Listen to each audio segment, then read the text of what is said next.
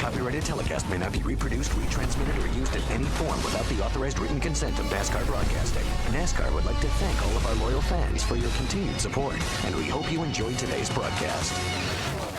So he's got plenty of room to make up if he wants to come forward and race with those at the front of the field. Currently, it's Rudd in front. Pruitt is coming into the pits. Scott Pruitt goes to the pit road as the yellow comes out.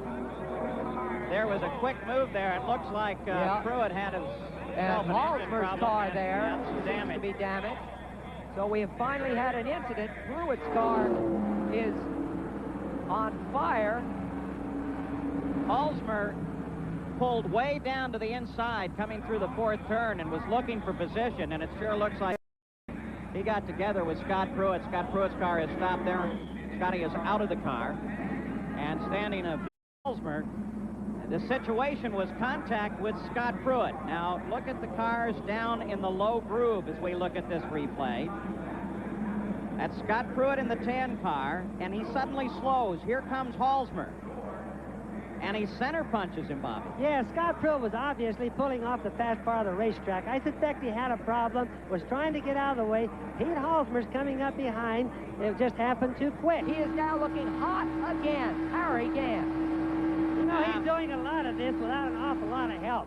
That means his engine's really putting out some power right now. Just not getting a ton of help at all. Whoa! One car down low, and that's Ari Lyndike because he lost it, but is he going to save it? Yeah. You bet he is. Well, Ari Lyndike, boy, that had to tighten him up. He did a day's work right there, I'll guarantee you. That was Gant's partner, though, and you wonder, it looked like he and Gant may. We'll have to look and see if that's going to cost Gant. He was really depending on that help.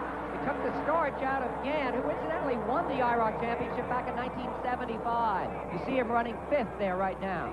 Harry Gant drops back to fifth place as Ricky Rudd still leads Earnhardt across the line now with just 2 laps to go.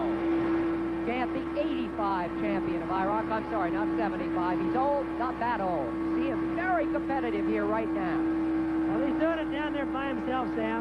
He's just making a fool out of aerodynamics and drafting. This isn't supposed to work, but it appears that when you take that tight line, and Earnhardt experimented with that earlier, you can make it work.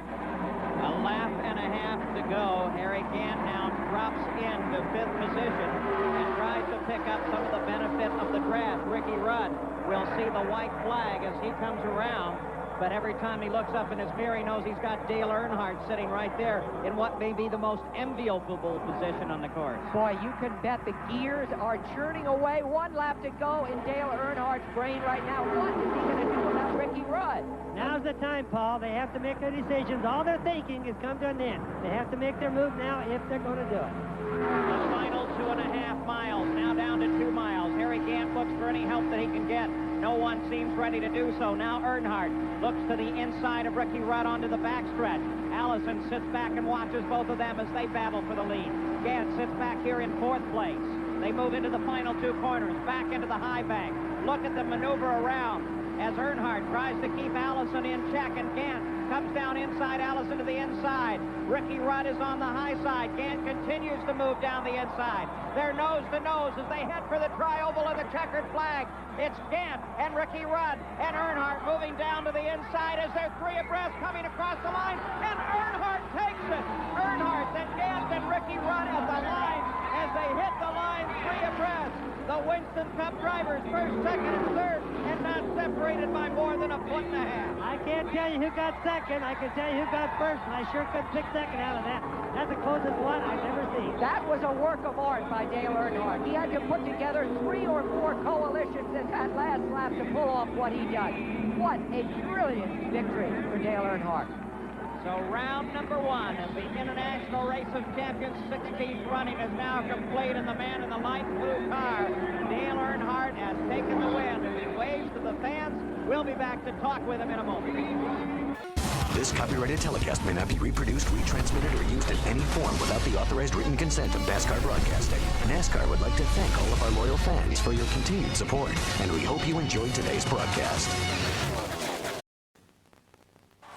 This has been a presentation of TNT Sports.